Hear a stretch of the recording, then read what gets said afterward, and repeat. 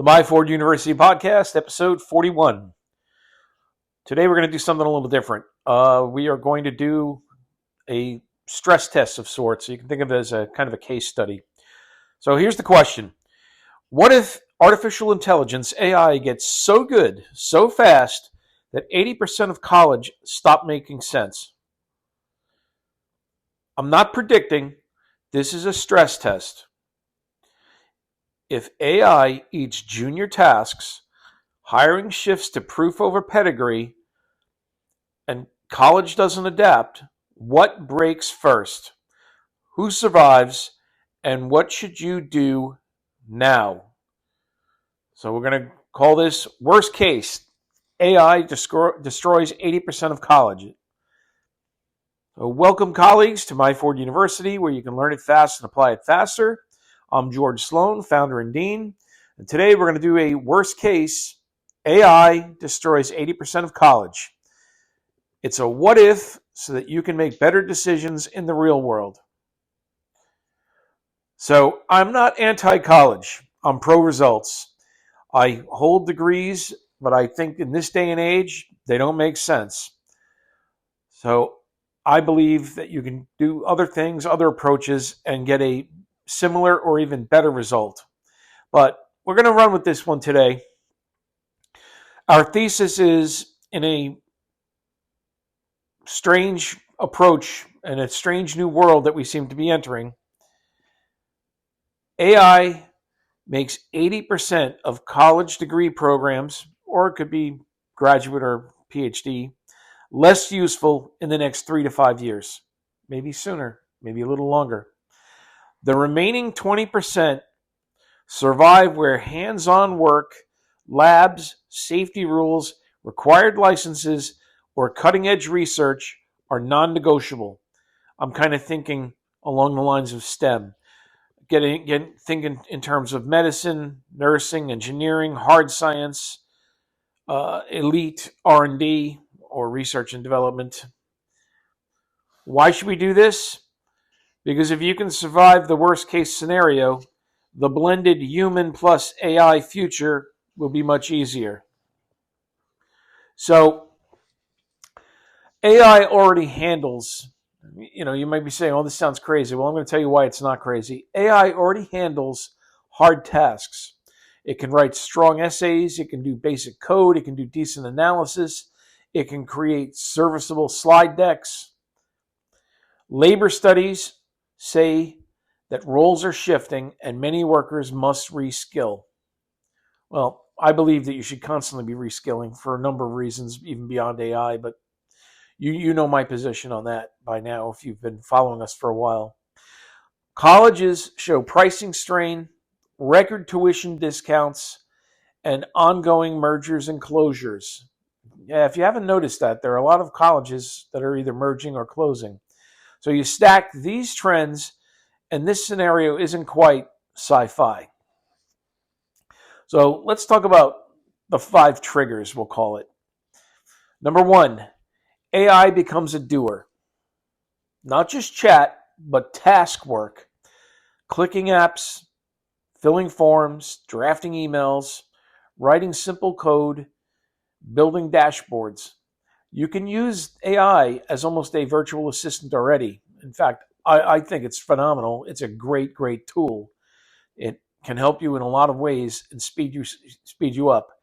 But think about it, if it goes beyond just going with basic requests, if you can go a few steps further with it and it's getting there. In some ways it's already there, in some ways it's just getting there.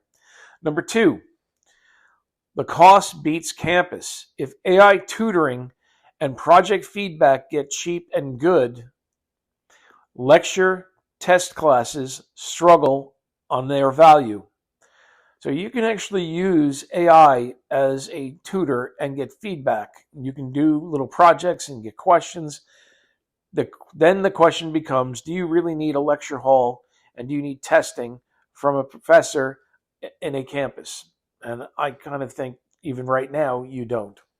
Number 3, hiring shifts to proof. Well, I've talked about that before. You know it's happening. More work samples and skills tests, fewer degree required positions except for licensed fields. I've talked about this. There's a whole article on it on the website. There is a situation now where big companies, they don't care where you went. They don't care if you have a piece of paper. They only give a shit if you can do the skills, if you can deliver the outcome, the result. Can you solve a problem? That's what they care about. Number 4, school fragility continues. There's going to be higher discounts. There's going to be more teach outs, mergers, closures. I'm telling you, there's a consolidation coming. We also did a case study about the population collapse.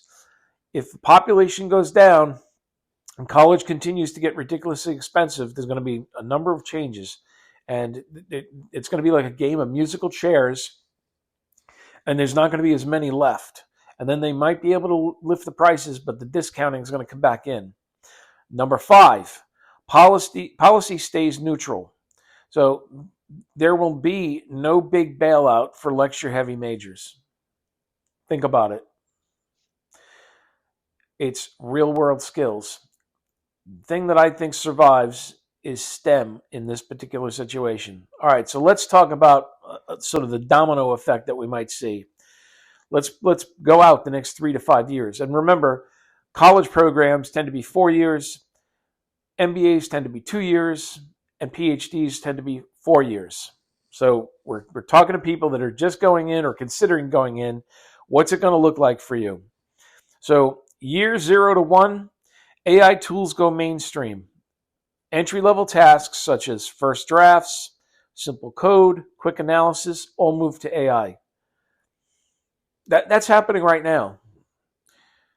You're going to see more posting of test skills, and certain companies are going to get even looser with their degree requirements. Okay? Year 1 to 3, work samples, short trials, and portfolios spread. Tuition-dependent schools cut their programs or merge or close. Years 3 to 5, AI-native programs look like studios and clinics, and the survivors cluster in licensed, lab-heavy, frontier research areas. Again, I don't think STEM's going to go away from higher education, but most everything else will, because you don't need to go there to get it. And AI will either be doing it for you or you'll be working with AI. I always go back to the expression you'll hear, you're not going to lose your job to AI, you're probably going to lose your job to people that work with AI. So be one of those people. All right. So who survives and who's exposed?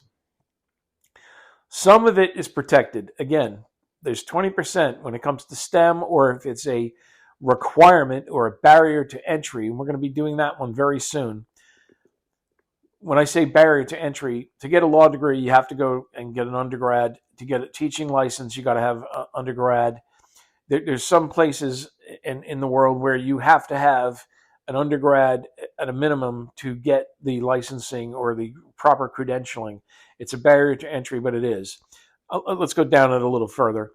Medicine, nursing, allied health, where clinical hours, patient safety, and licensing is important. That's not going away. Engineering, lab work, ABET constraints. That's a acronym that deals with the engineering requirements, where physical risk is involved. Hard sciences, fabrication, labs, biosafety, specialized instruments. Top research, where we're talking frontier R&D. Those are the protected 20% areas. And again, I would add law and education. Now let's talk about, and I don't, by the way, I don't think teachers are entirely protected. I think that a lot of it's going to move to self-directed learning. But let's go with the exposed 80%. Lecture or test-centric majors where outputs are text, slides, and basic dashboards or baseline code.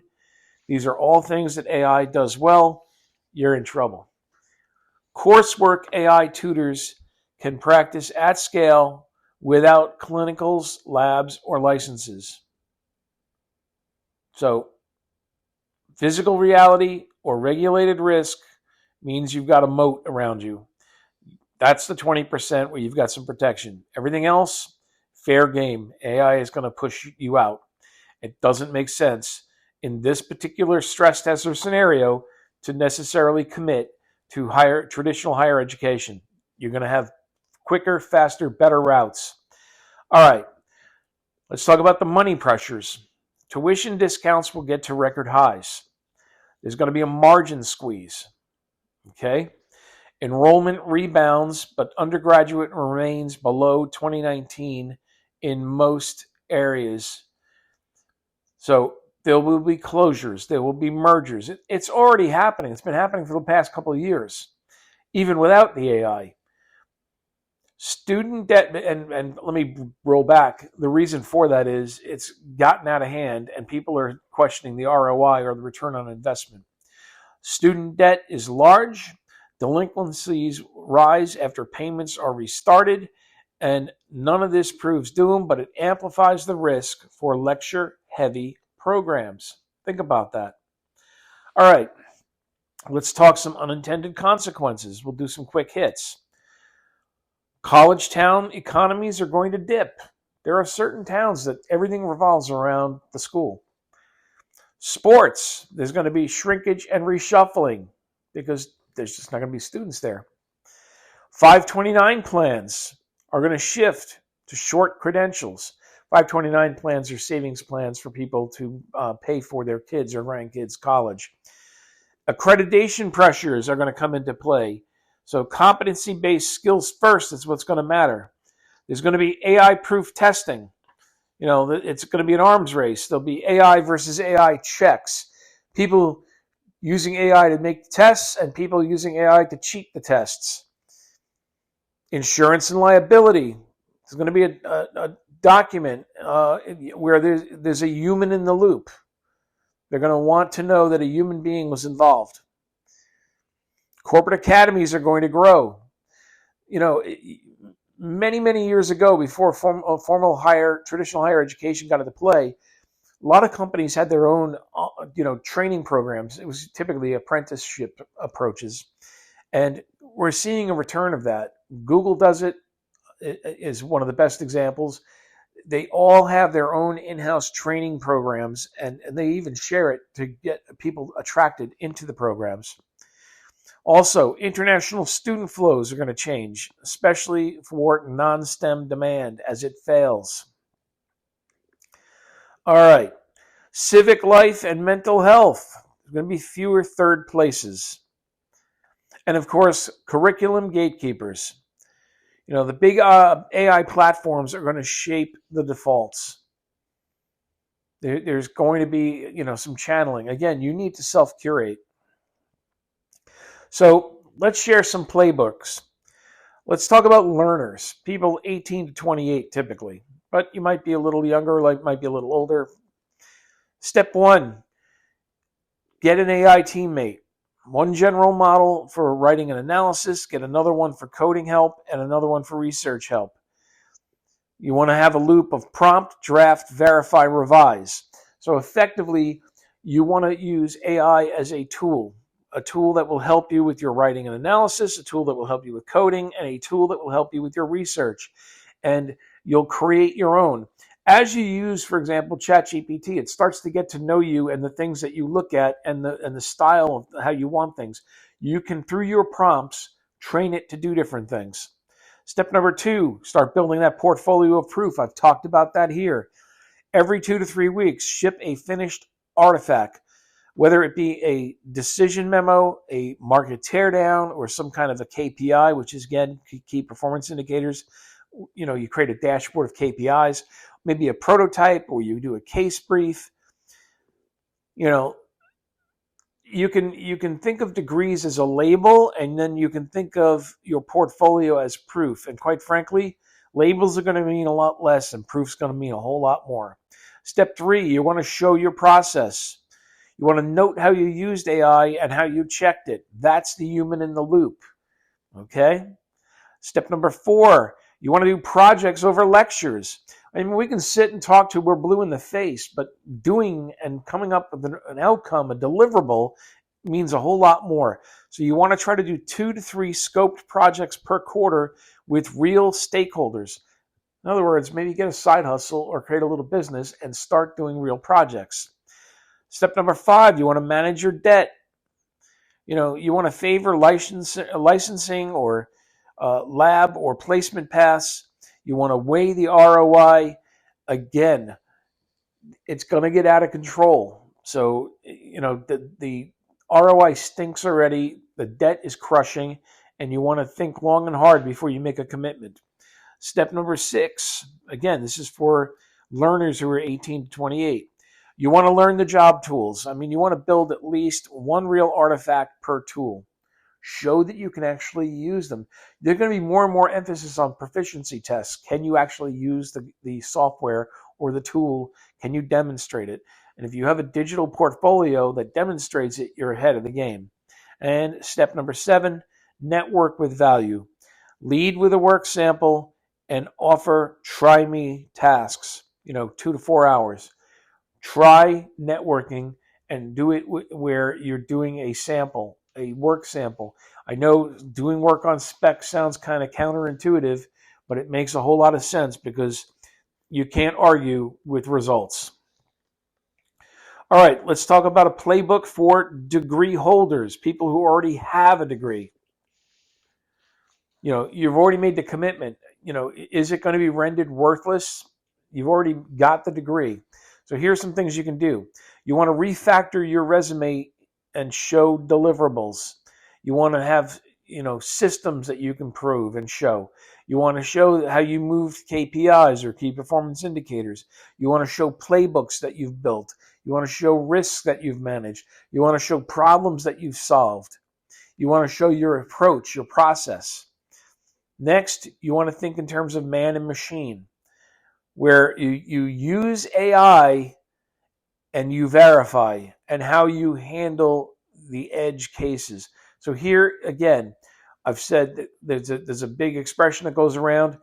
You're not going to lose your job to AI. You're going to lose your job to someone who uses AI. Learn how to use it. Learn how to verify it. Make sure the work is quality. You'll put the human element into it. That's what you want to work on.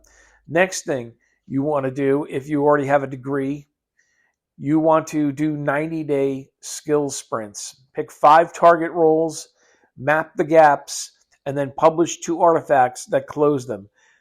So pick something, learn it, demonstrate it. That's the foundation of what Myford University is. Learn the knowledge and skills fast and apply it faster. Be able to demonstrate that you can do it. And of course, you want to have a living portfolio. You want to add 2 scoped projects every quarter. You constantly want to show that you can do these things. All right, how about a playbook for employers in this new age of AI destroys college? You want to shift to paid trial tasks. Allow them to use AI, score their judgment and their quality assurance, but not just the output, okay? So you want to start testing people, again, to confirm the skills. You want to hire interface skills. Again, I've talked about human soft skills that you need to develop. So design safe, human-in-the-loop situations and own the outcomes. Next, you want to build a short academy, maybe 6 to 12 weeks, where clear KPIs are tied to pay. You can almost think of this as like, going into the military, I guess, with boot camp. You bring in potential employees in, you train them, and then you let them go. And when I say let them go at it. Not necessarily let them leave. You want to make it attractive for them to stay. All right. How about a playbook for colleges and universities? Honestly, I'm going to lay some of these things out, but I have a feeling that a lot of them are going to let it slip through their fingers because they're still stuck in the old ways. So here's some ideas. Flip the lectures into studios and clinics. Grade production under supervision. Okay? Get them making samples. You want to have an AI first syllabi. Allow certain tools, make sure there's audit trails, do some checks, grade the process. You also want to double down on labs, clinics, and instruments. Your physical, the things that are most physical in the real world that are going to require human factors. Next, you want to do portfolio graduation every term. Again, you want to make sure they're building a portfolio of demonstrable skills and outcomes. You want to think about employer councils that will actually refresh, the learning management systems and do projects with them quarterly. So more integration, I think, with the industry academies, because you might have some abilities and skills that they need in order to create those. And finally, be honest. If there's no hiring path, post the numbers and update and possibly sunset some programs, because you'll be selling a bill of goods. You're going to sell something that is going to be meaningless, and there's been colleges closed down and chased in court because of them doing that in recent years. So start making the transition and adapting. The old ways are going to be leaving us, and we need to start adopting some of the new ways. All right, so let me give you a 90-day plan. Week 1 or 2, pick a domain, set your AI stack, and pick 2 job relevant tools. Learn them, use them, and come out with a demonstrable outcome. Week number 3 to 10, ship 4 artifacts that are tied to real tasks. What might they be? Here's some ideas. Do a decision memo. Make sure that you include all of the factors and the approaches. I typically, when I do memos, the memo tends to be short, and then there's an appendix that has a lot of the backing material. Always think about that as an outcome and a deliverable. You might want to do a market teardown with a 1-page KPI dashboard. You might want to do a prototype, whether it be code or no code. You might want to do risk or compliance brief. Add a process note to each. Show how you used AI and how you checked it. In weeks 11 to 12, send 10 try me task offers out. In week 13, convert 2 to 3 into paid gigs, internships, apprenticeships, and then update your portfolio and repeat the process.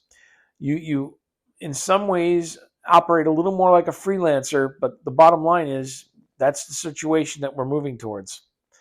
So I want you to join the debate. I mean, I put this worst case scenario together on purpose. I want it to be your turn now. Tell me where you think I'm wrong. Tell me where you think we need to go even further. I'm looking for your feedback and your thoughts on it, because quite frankly, I think that the discussions need to be had on this now before it's too late, because things are, time is compressing and things are moving so fast that we need to have a conversation about this. So, if AI is this good, what do we still need traditional higher education for? I mean, again, outside of the STEM stuff and so forth. Why? You need to be able to get your knowledge, apply your knowledge, and you can use AI as the tools to do it. So if you're 18 today, do you want to enroll or you want to build a portfolio first? Answer questions in the comments, please. And again, tell me where I missed the boat. I'm intrigued by this concept, and that's why I decided to do sort of a worst case scenario case study approach, a sort of stress test. So if this has helped, please share it with someone else who's making a big educational decision. Grab the full article. You can find it on the blog if you want to read the full length one, or you can go to the free newsletter and you can get it there in a shorter form. It'll also be posted in terms of a video format in the YouTube channel. And if you want to get, a quick start, I am developing right now, 8 to 12 hour accelerators. And I will be looking for beta testers soon. DM me if you're interested. The accelerators would be college skills, MBA skills, and obviously PhD skills, with the real emphasis on coming out of it with a deliverable when you're done. So that's going to be it for this time. This is Myford University, where you can learn it fast and apply it faster. I want to thank you.